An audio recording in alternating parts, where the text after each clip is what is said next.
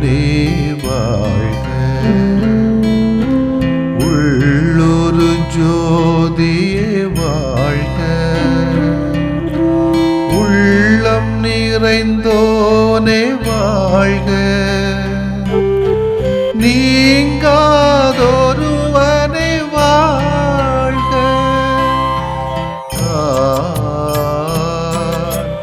ஒளி பொருந்திய அழியாத ஆன்மா.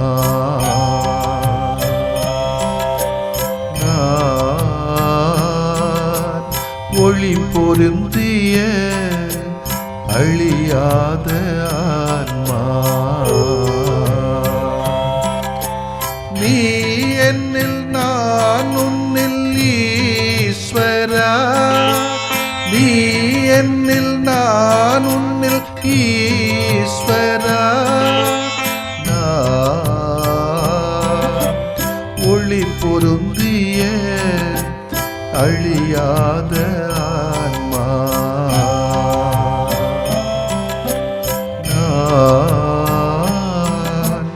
ஒளி பொருந்திய அழியாத ஆன்மா. என்னவோ மனசுக்கு கஷ்டமா இருக்கு. ஏம்மா, நான் இருக்கிறேன்ல.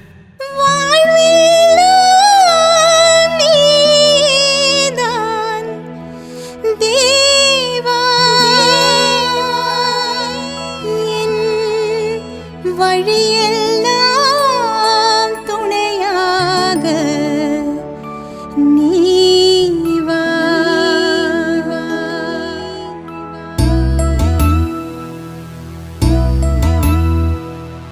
Ilelo ila saye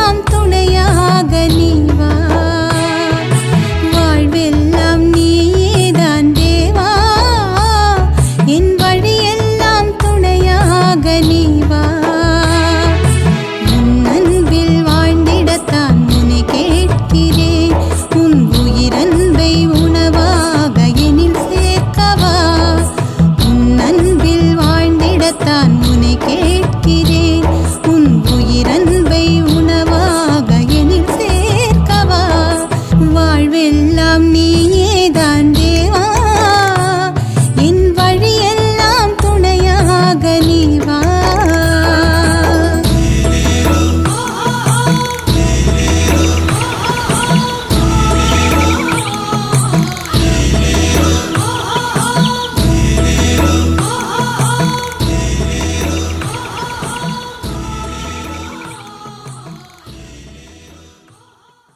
மத்தேயு எழுதிய நற்செய்தி அலகு 3 இறை சொற்றொடர்கள் 1 முதல் 12 வரை. அக்காலத்தில் திருமுழுக்கு யோவான் யூதேயாவின் பாலை நிலத்துக்கு வந்து, மனமாறுங்கள், ஏனெனில் விண்ணரசு நெருங்கி வந்து விட்டது என பறைசாற்றி வந்தார். இவரை குறித்தே பாலை நிலத்தில் குரல் ஒன்று முழங்குகிறது, ஆண்டவருக்காக வழியை ஆயத்தமாக்குங்கள், அவருக்காக பாதையை செம்மையாக்குங்கள் என்று இறைவாக்கினர் ஏசாயா உரைத்துள்ளார். இந்த யோவான் ஒட்டக முடியாலான ஆடையை அணிந்திருந்தார். தோல் கச்சையை இடையில் கட்டியிருந்தார். வெட்டுக்கிளியும் காட்டுத்தேனும் உண்டு வந்தார். எருசலேமிலும் யூதேயா முழுவதிலும் யோர்தான் ஆற்றை அடுத்துள்ள பகுதிகள் அனைத்திலும் இருந்தவர்கள் அவரிடம் சென்றார்கள். அவர்கள் தங்கள் பாவங்களை அறிக்கையிட்டு யோர்தான் ஆற்றில் அவரிடம் திருமுழுக்கு பெற்று வந்தார்கள். பரிசேயர் சதுசேயருள் பலர் தம்மிடம் திருமுழுக்கு பெற வருவதைக் கண்டு அவர் அவர்களை நோக்கி, விரியன் பாம்பு குட்டிகளே, வரப்போகும் சினத்திலிருந்து தப்பிக்க இயலும் என உங்களிடம் சொன்னவர் யார்? நீங்கள் மனமாறியவர்கள் என்பதை அரங்கேற்ற செயல்களால் காட்டுங்கள். ஆபிரகாம் எங்களுக்கு தந்தை என உங்களிடையே சொல்லி பெருமை கொள்ள வேண்டாம். இக்கற்களிலிருந்தும் ஆபிரகாமுக்கு பிள்ளைகளை தோன்றச் செய்ய கடவுள் வல்லவர் என உங்களுக்கு சொல்கிறேன். ஏற்கனவே மரங்களின் வேரருகே கோடாரி வைத்தாயிற்று. நற்கனி தராத மரங்கள் எல்லாம் வெட்டப்பட்டு தீயில் போடப்படும். நீங்கள் மனமாறுவதற்காக நான் தண்ணீரால் திருமுழுக்கு கொடுக்கிறேன். எனக்கு பின் ஒருவர் வருகிறார். அவர் என்னை விட வலிமை மிக்கவர். அவருடைய மிதியடிகளை தூக்கிச் செல்ல கூட எனக்கு தகுதி இல்லை. அவர் தூய ஆவி என்னும் நெருப்பால் உங்களுக்கு திருமுழுக்கு கொடுப்பார். அவர் சுளகை தம் கையில் கொண்டு கோதுமையும் பதரையும் பிரித்தெடுப்பார். தம் கோதுமையை களஞ்சியத்தில் சேர்ப்பார், ஆனால் பதரை அணையா நெருப்பிலிட்டு சுட்டரிப்பார் என்றார். ஆண்டவரின் அருள்வாக்கு. இறைவா உமக்கு நன்றி. கிறிஸ்து இயேசுவிலே பிரியமுள்ளவர்களே, திருவருகை காலத்தின் 2வது ஞாயிற்றுக்கிழமை கொடுக்கக்கூடிய அழைப்பெல்லாம் வெளி அடையாளமான திருமுழுக்கு அல்ல முக்கியம். மாறாக இறைவன் விரும்புகின்ற மனமாற்று நிறைந்த நற்கனிகள் கொண்ட வாழ்க்கை. இதை புரிந்து கொண்டு செயல்பட வேண்டும் என்பதுதான் இந்த இறைவார்த்தையின் ஆழமான செய்தி. திருமுழுக்கு யோவானை பற்றிய இந்த பகுதியில் பாலை நிலம் என்ற வார்த்தையை திரும்ப திரும்ப வாசிக்கிறோம். யூதேயாவின் பாலை நிலத்துக்கு பாலை நிலத்தின் குரல் இங்கு குறிப்பிடப்படும் பாலை நிலம் ஐவகை நிலங்களில் ஒன்றான பாலை நிலத்தை விட பாவம் பெருகியதால் அருளுக்கும் பொருளுக்கும் ஏற்பட்ட வறட்சியையும், மனிதனின் பாவத்தால் இயற்கையின் ஒத்துழையாமையின் விளைவால் ஏற்பட்ட வறட்சியையும், மனித இதயங்கள் பாவத்தால் வறண்டு பாலை நிலமாகிவிட்டதையும் இறையியல் பாலை நிலமாக உணர்த்தப்படுவதை நாம் மனதில் கொள்ள வேண்டும் என்று நான் நினைக்கிறேன். திருமுழுக்கு யோவான் யோர்தான் ஆற்றினை அடுத்த பகுதிகளில் திருமுழுக்கு கொடுத்து வந்தார். ஆகவே பாலை நிலத்திற்கு அதிக வாய்ப்பு இல்லை. எனவே அவர் குறிப்பிடுகிற பாலை நிலம் ஆன்மீக பாலை நிலத்தையே. எனவே திருமுழுக்கு யோவானின் செய்தி முற்றிலும் மனமாற்றத்திற்கான அழைப்பு.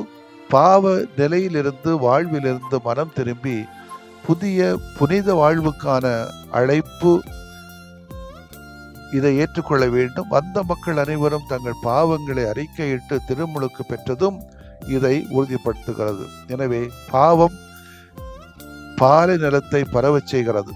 பாவத்தில் வாழுகிற மனிதன் தன்னிலும் தன்னை சுற்றிலும் ஒரு வறண்ட பகுதியை உருவாக்குகிறான்.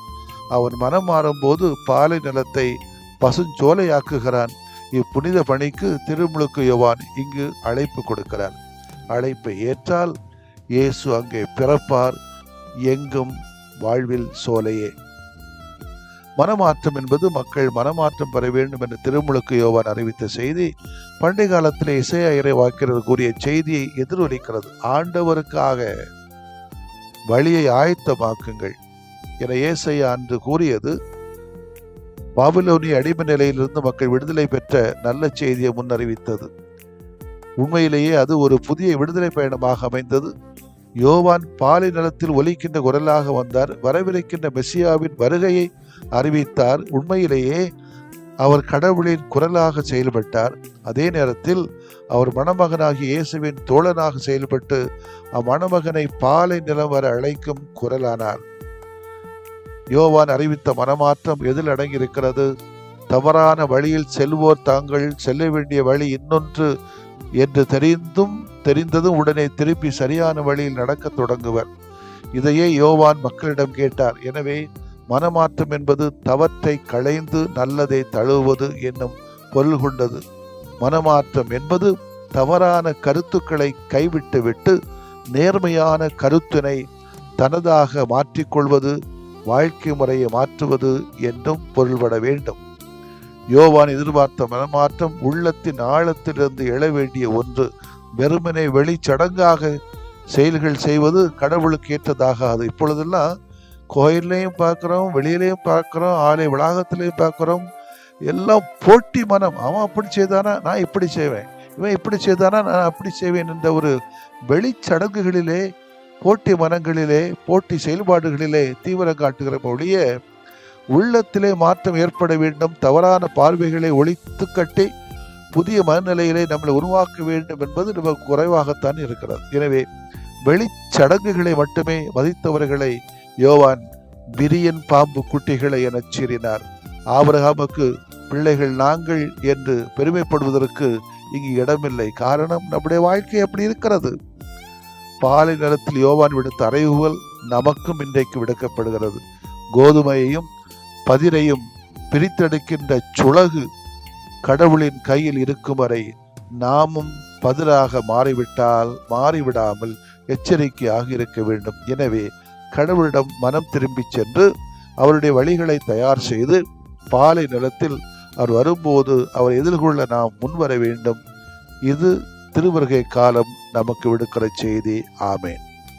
மன்றாடுவோமாக. அன்பின் ஆண்டவரே, நாங்கள் பாவச் சூழலிலும் பாவ நிலையிலும் தத்தளித்துக் கொண்டிருக்கிறோம். வேர்களை தேடி நல்ல கனிகளை கொடுக்க வேண்டும் என்ற நிலையிலே பாவம் செய்கிற நாங்கள் மனம் திரும்பி நல்லவைகளை மட்டும் செய்ய வேண்டும் என்று விரும்புகிறோம். அதற்கான வழிகளை, வாய்ப்புகளை எங்கள் யாவருக்கும் தாரும்.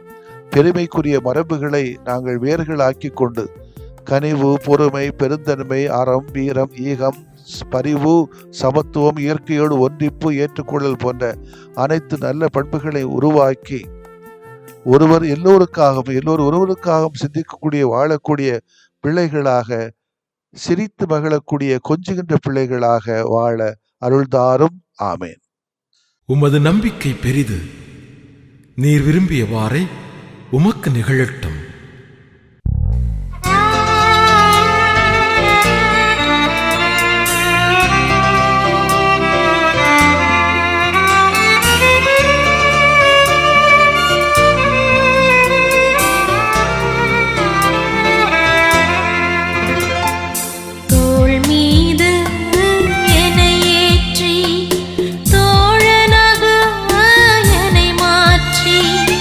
உடன் நடக்கும்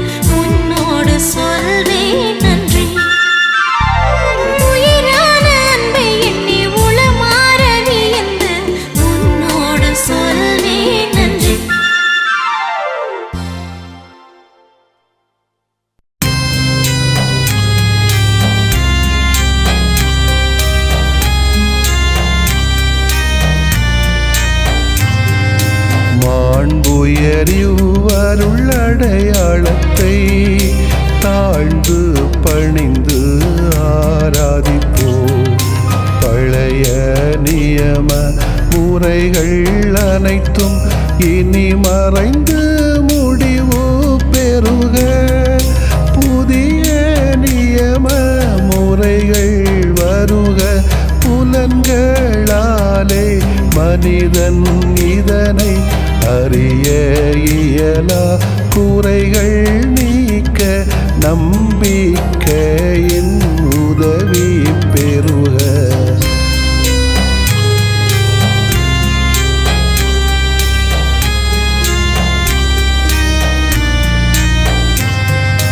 தந்தை அவர்க்கும் மகன் அவர்க்கும் புகழ்ச்சியோடு வெற்றியாக்கும். மீட்பின் பெருமை மாட்சிமையோடு வலிமை வாழ்த்து யாவுமாக. இருவரிடமாய் வருகின்றவராம் தூய ஆவியானவர்க்கும்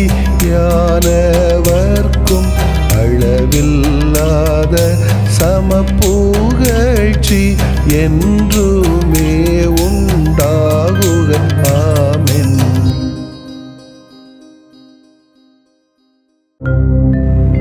வானின்று அவர்களுக்கு அப்பமளித்தீரே,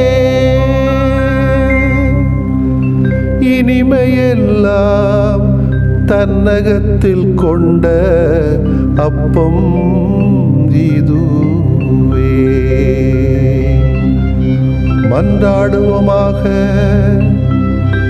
இறைவா, இந்த வியப்புக்குரிய அருளடையாளத்திலே உம்முடைய பாடுகளின் நினைவை எங்களுக்கு விட்டு சென்றீ.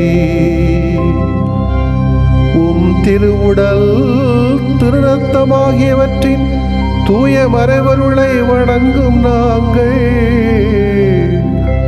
உமது மீட்பின் பயனை இடைவிடாமல் துய்த்து உணர்ந்து மகிழ அருள்வீராக.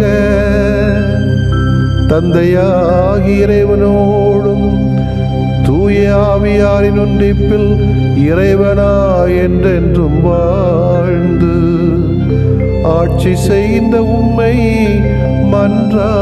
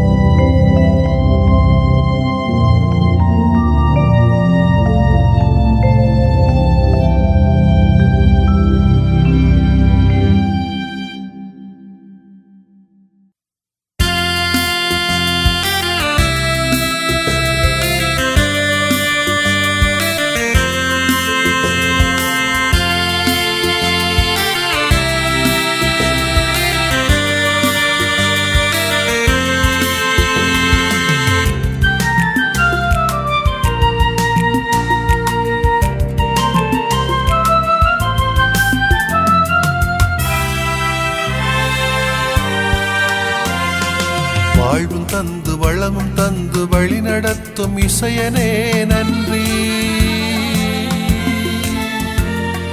வானளாவ அருளில் நனைத்து வாழ்விக்கும் இறைவனே நன்றி. வாழ்வு தந்து வளம் தந்து வழி நடத்தும் இசையனே நன்றி. வானளாவ அருளில் நனைத்து வாழ்விக்கும் இறைவனே நன்றி. இன்றும் என்றும் எம்மில் வாழும் இறையே, இதயம் சுமந்தோம் உமது அன்பினை. காக்கும் உந்தன் கருணை மழையாய் பொழிந்து கனிவில் நிறைத்து தாங்கும் தெய்வமே. வாழ்வு தந்து வளமும் தந்து வழி நடத்தும் இசையனே நன்றி. வானளாவ அருளில் நனைத்து வாழ்விக்கும் இறைவனே நன்றி.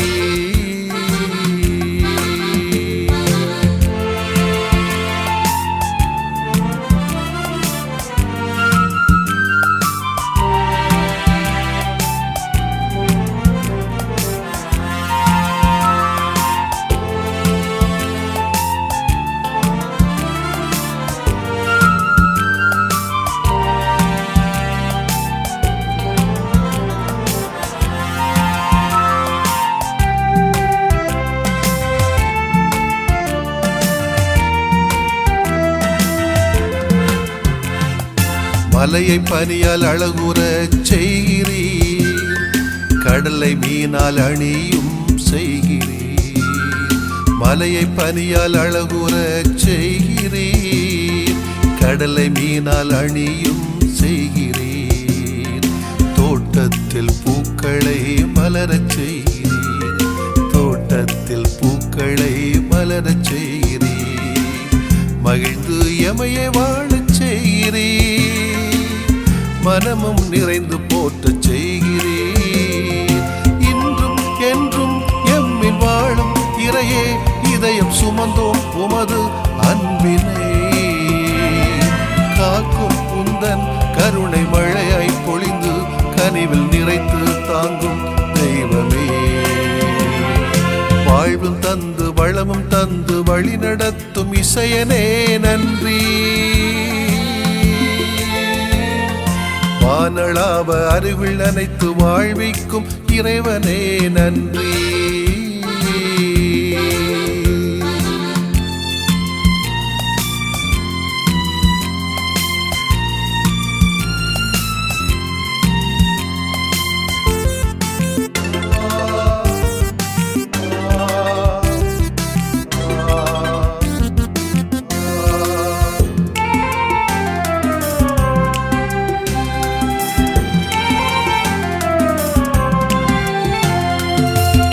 துயரம் துடைக்க நீர் வருகிறீர், பெருந்தொற்றில் விழாமல் காக்கிறீர். துன்பத் துயரம் துடைக்க நீர் வருகிறீர், பெருந்தொற்றில் விழாமல் காக்கிறீர். உறவும் தந்து தன் தோழனாகிறீர், உறவும் தந்து தன் தோழனாகிறீர். புகழ்ந்து எழுந்து நன்றி சொல்கிறோம், இகமே இதை ஏற்று வாழ்கிறோம். இன்றும் என்றும் எம்மில் வாழும் இறையே, இதயம் சுமந்தோம் உமது அன்பினை. காக்கும் உந்தன் கருணை மழையாய் பொழிந்து கனிவில் நிறைத்து தாங்கும் தெய்வமே. வாழ்வும் தந்து வளமும் தந்து வழி நடத்தும் இசையனே நன்றி. வானளாவ அருளில் நனைத்து வாழ்விக்கும் இறைவனே நன்றி. வாழ்வும் தந்து வளமும் தந்து வழி நடத்தும் இசையனே நன்றி. வானளாவ அருளில் நனைத்து வாழ்விக்கும் இறைவனே நன்றி.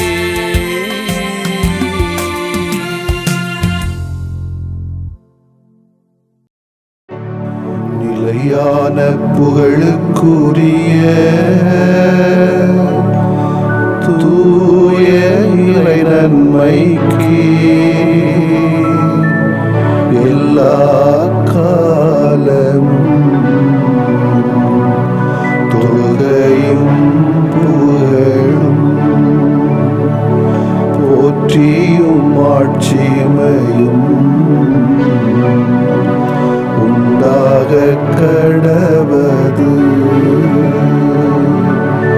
போற்றியும் ஆட்சிமையும் உண்டாக கடவது. தந்தை, மகன், தூய ஆவியாரின் பெயராலே ஆமென்.